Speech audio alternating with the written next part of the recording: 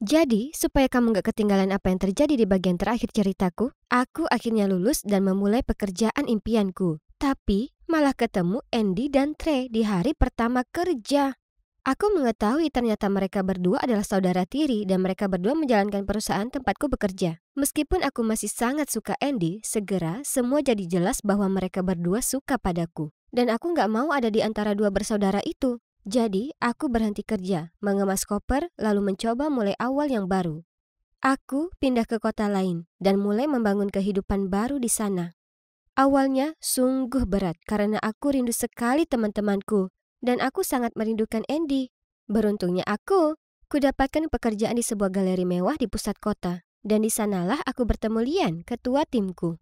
Lian itu tipe orang yang sangat menginspirasi. Dia sosok yang kuat dan mandiri dan aku merasa beruntung bekerja dengannya. Dia sungguh merangkul dan menjagaku, seperti layaknya kakak. Di minggu pertamaku kerja, cewek-cewek yang kerja di sana memperlakukanku seperti asisten pribadi mereka. Mereka membuatku hujan-hujanan membelikan mereka kopi, lalu pernah salah satu cewek tadi mengeluh kalau aku salah membelikannya susu almond bukan susu gandum. Dan dia beneran menyuruhku balik, beli kopi yang baru. Untung saja Lian tahu saat itu semua terjadi, dan setelahnya dia mulai memarahi cewek tadi karena memperlakukanku seperti itu. Ada juga cowok namanya Daniel ini yang cukup menjengkelkan. Dari sejak pertama aku bertemu dengannya, dia menggodaku. Tapi sudah jelas kalau dia itu bukan cowok yang sopan. Nyatanya, aku kemudian gak sengaja mendengar dia tertawa dengan para cowok di kantor. Dan mereka sedang mengoloknya bahwa dia kalah taruhan karena aku bilang gak saat dia mengajakku kencan. Aku terluka sekali seseorang sampai menjadikanku taruhan seperti itu. Jadi kutemui Lian dan mengadu. Dia langsung bicara pada Daniel dan beritahu kalau dia gak akan berbuat seperti itu lagi dalam waktu dekat. Lalu dia berkata dia akan selalu ada jika ku butuh bantuan. Setelah itu, aku mulai paham ritme kerja di galeri. Dan dengan cepat lupa akan drama cinta segitiga itu. Tim kami akan dapat proyek besar. Dan kami bermitra dengan perusahaan lain yang akan bekerja sama dengan kami. Aku sangat bersemangat dan sangat ingin membuat Lian terkesan dengan hasil kerjaku. Aku bahkan menawarkan untuk pergi dengannya ke bandara untuk menjemput para pria dari perusahaan mitra. Ya, kamu gak akan percaya ini. Ternyata orang-orang yang kami jemput adalah Andy dan koleganya. Aku merasa sangat canggung dan awalnya aku berpura-pura gak tahu siapa Andy. Tapi dia terus menarikku ke samping, berusaha bicara denganku.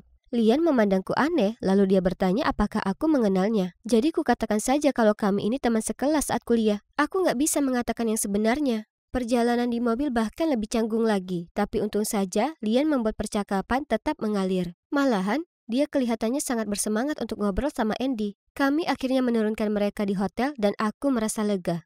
Segera setelah kami beranjak pergi, Lian menoleh padaku dan mengedip. Lalu dia bilang menurutnya Andy sangat tampan. Dia ingin tahu apakah dia masih single. Lalu pada intinya dia mohon padaku untuk menjodohkan mereka. Apa aku punya pilihan lain? Dia sudah berkali-kali membantuku. Jadi paling gak ini yang bisa kulakukan. Pada dasarnya aku hutang budi padanya. Namun, aku gak bisa menghapus perasaan yang gak asing ini. Aku masih mencintai Andy. Bagaimanapun, aku berusaha menjauhkan perasaan itu dan membantu Lian mendapatkan perhatian Andy. Di rapat bersama pertama kami, aku terus memuji Lian, mengatakan betapa pintar dan luar biasa dirinya. Aku bahkan pura-pura kalau ideku itu miliknya, hanya untuk membuat Andy terkesan. Dan untuk melengkapinya, aku mengatur makan malam untuk kami bertiga. Lalu kirim pesan ke mereka berdua bahwa aku lagi sakit. Tapi Andy gak mempercayainya. Dia mendatangiku suatu hari sehabis kerja dan menyuruhku menyerah saja. Aku sedang berjalan ke mobilku dan dia sudah menungguku. Dia bilang aku harus berhenti berusaha menjodohkannya dengan Lian. Karena akulah yang dia cintai. Dan dia tahu aku juga masih mencintainya. Aku panik dan mendorongnya menjauh. Aku bilang padanya aku sudah punya pacar dan sudah bahagia sekarang. Dan tepat saat itu ada Daniel sedang lewat. Aku gak tahu apa yang kupikirkan. Tapi ku berlari ke arahnya dan menggandeng tangannya lalu berkata, "Ayo pergi sayang." Lalu aku jalan dengan Daniel ke mobilnya supaya Andy mempercayaiku. Daniel benar-benar terkejut, tapi dia nggak protes sama sekali. Dia menyukainya dan hanya tertawa saat aku berkata, "Oh, jadi akhirnya kamu tertarik padaku, ya?" Aku tahu Andy sedang memperhatikan kami. Jadi dengan segan aku naik mobil Daniel supaya terlihat sungguhan.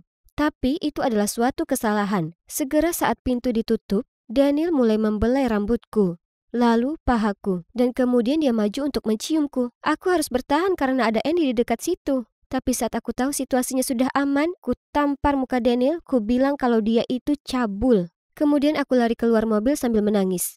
Dalam perjalanan ke mobil, aku menabrak Lian. Jelas, tampak aku sedang kesal. Tapi anehnya, dia kelihatannya nggak merasa terganggu. Dia bahkan gak bertanya padaku apa yang salah. Dia cuma menyeringai padaku, memberi tatapan gak suka. Aku gak bisa berhenti memikirkannya sepanjang perjalanan pulang. Dia pasti sudah melihat Andy dan aku mengobrol dan mengira kami bersama.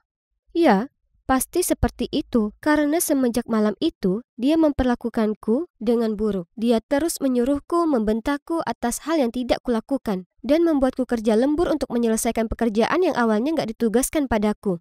Aku sangat dipermalukan, sebab cewek lainnya di kantor semuanya tertawa di belakangku, membicarakan kalau aku ini bukan lagi peliharaan bos.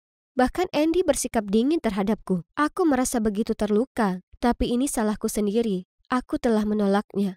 Kemudian di bulan itu, tim kami mengadakan pesta di rumah Daniel. Andy dan koleganya juga diundang, tapi aku tahu dia nggak akan datang. Dan memang tidak. Aku merasa sangat sedih dan hendak mengambil mantelku dan pulang saat Daniel mendatangiku dengan minuman di tangannya. Dia berikan padaku dan bilang sepertinya aku butuh kembali ceria. Ku terima minuman itu dan langsung menenggaknya habis. Tapi setelahnya, aku merasa sangat aneh. Aku pusing sekali dan gak bisa berpikir jernih. Lalu, aku langsung pingsan. Apa yang sedang terjadi?